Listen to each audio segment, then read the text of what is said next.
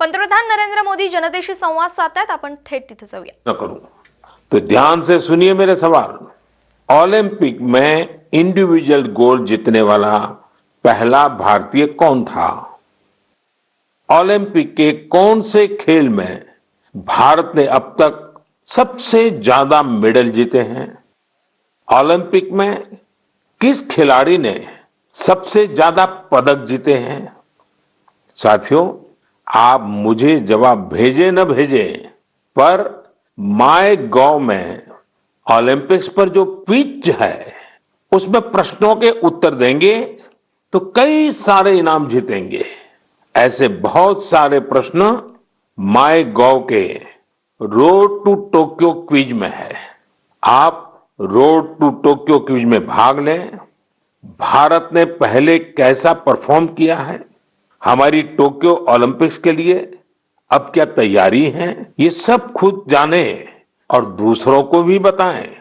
मैं आप सबसे आग्रह करना चाहता हूं कि आप इस क्विज कंपटीशन में जरूर हिस्सा लीजिए। साथियों, जब बात टोक्यो ओलंपिक्स की हो रही हो तो भला मिल्खा सिंह जी जैसे लीजेंडरी एथलीट को कौन भूल सकता है। कुछ दिन पहले ही कोरोना ने उन्हें हमसे छीन लिया। जब वे अस्पताल में थे तो मुझे उनसे बात करने का अवसर मिला था। बात करते हुए मैंने उनसे आग्रह किया था। मैंने कहा था कि आपने तो 1964 में टोक्यो ओलंपिक्स में भारत का प्रतिनिधित्व किया था, इसलिए इस बार जब हमारे खिलाड़ी ओलंपिक्स के लिए टोक्यो जा रहे हैं तो आपको हमारे एथलीट्स का मनोबल बढ़ाना है, उन्हें अपने संदेश से प्रेरित करना है। वो खेल को लेकर इतना समर्पित और भावुक थे कि बीमारी में भी उन्होंने तुरंत ही इसके लिए हामी भर दी, लेकिन दुर्भाग्य से नियति को कुछ और मंजूर था। मुझे आज भी याद है 2014 में वो सूरत आए थे।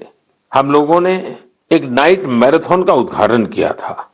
उस समय उनसे जो गपशप हुई, खेलों के बारे में जो बात हुई, उससे मुझे भी बहुत प्रेरणा मिली थी।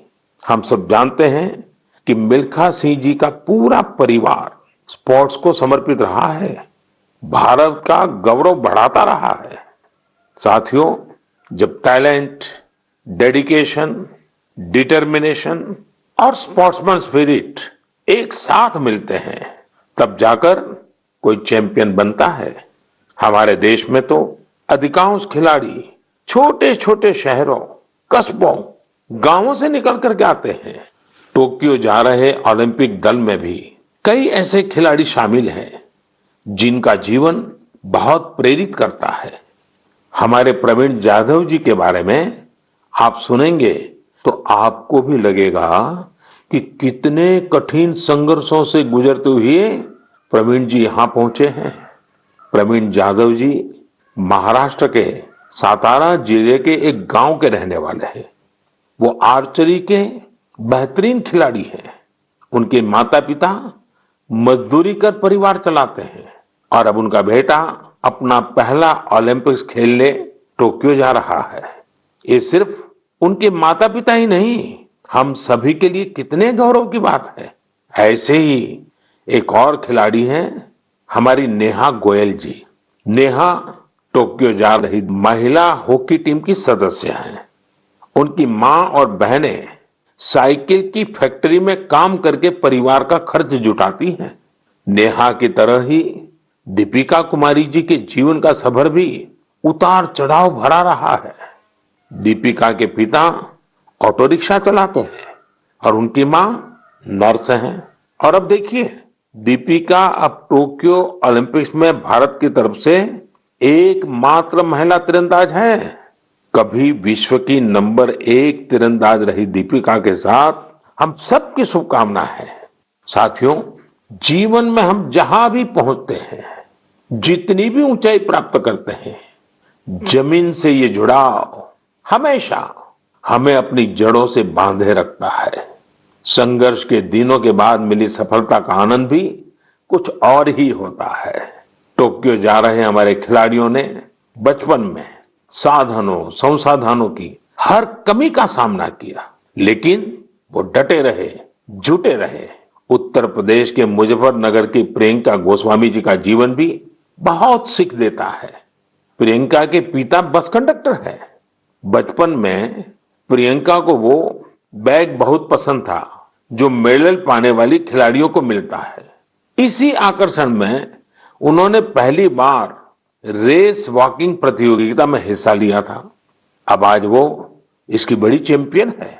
जैवलिन थ्रो में भाग लेने वाले शिवपाल सिंह जी बनारस के रहने वाले हैं।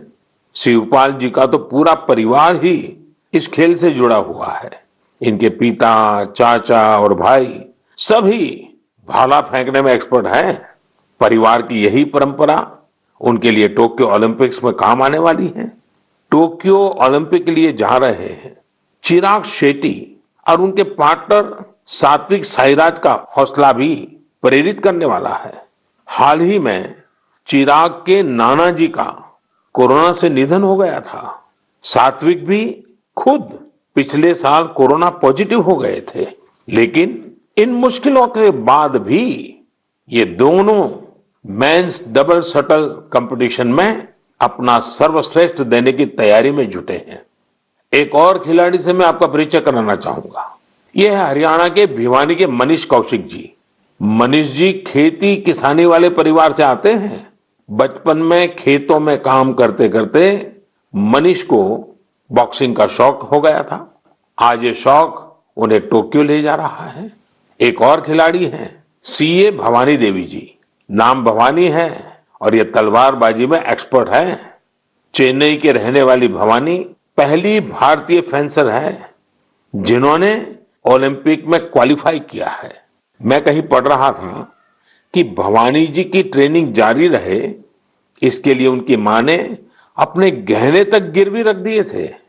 साथियों, ऐसे तो अनगिनत नाम है, लेकिन मन की बात में मैं आज कुछ ही नामों का जिक्र कर पाया हूं। टोक्यो जा रहे हर खिलाड़ी का अपना संघर्ष रहा है, बरसों की मेहनत रही है। वो सिर्फ अपने लिए ही नहीं जा रहे, बल्कि देश के लिए जा रहे हैं। इन खिलाड़ियों को भारत का गौरव भी बढ़ाना है और लोगों का दिल भी जीतना है। और इसलिए मेरे देशवासियों में आपको भी एक सलाह देना चाहता हूं। हमें जाने अनजाने में भी हमारे इन खिलाड़ियों पर दबाव नहीं बनाना है, बल्कि खुले मन से इनका साथ देना है। हर खिलाड़ी का उत्साह बढ़ाना है।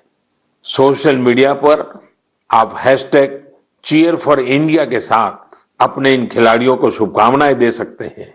आप कुछ और भी इनोवेटिव करना चाहें तो वो भी जरूर करें।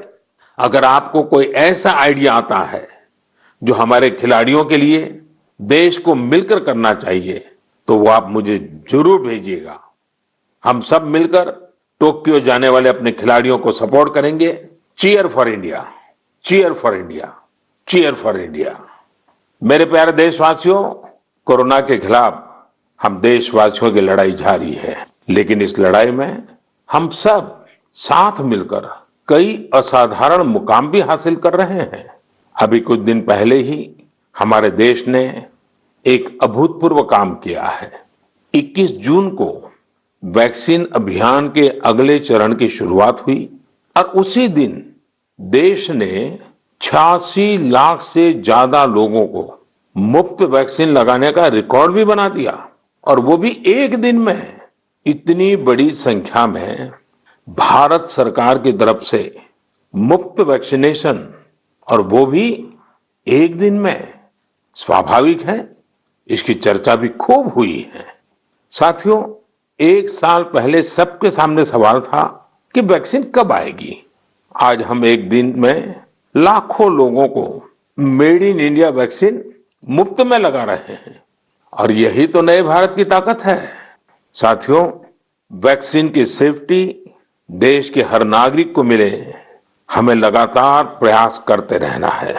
कई जगहों पर वैक्सीन हेजिटेंसी को खत्म करने के लिए कई संगठन, सिविल सोसाइटी के लोग आगे आए हैं और सब मिलकर के बहुत अच्छा काम कर रहे हैं। चलिए हम भी आज एक गांव में चलते हैं और उन्हीं लोगों से बात करते हैं वैक्सीन के बारे में। मध्य प्रदेश के बैतूल जिले के डुलारिया गांव चलते हैं। हेलो। नमस्कार। नमस्ते जी।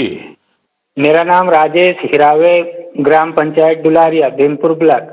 राजेश जी, मैंने फोन इसलिए किया कि मैं जानना चाहता था कि अभी आपके गांव में अब कोरोना की क्या स्थिति है। सर, यहाँ पे कोरोना की स्थिति तो अभी ऐसा कुछ नहीं है यहाँ। अभी लोग बीमार नहीं है। जी। गांव की जनसंख्या कितनी है, कितने लोग हैं गांव में। गांव में 462 पुरुष है और 332 महिलाएं। अच्छा राजेश जी, आपने वैक्सीन ले ली क्या। नहीं सर, अभी नहीं लिया। अरे क्यों नहीं लिया। सर जी, यहाँ पे कुछ लोगों ने कुछ व्हाट्सएप पे ऐसा भ्रम डाल दिया गया कि उससे लोग भ्रमित हो गए सर जी। तो क्या आपके मन में भी डर है। जी, सब पूरे गांव में ऐसा भ्रम फैला दिया था सर। अरे रे रे, ये क्या बात की आपने।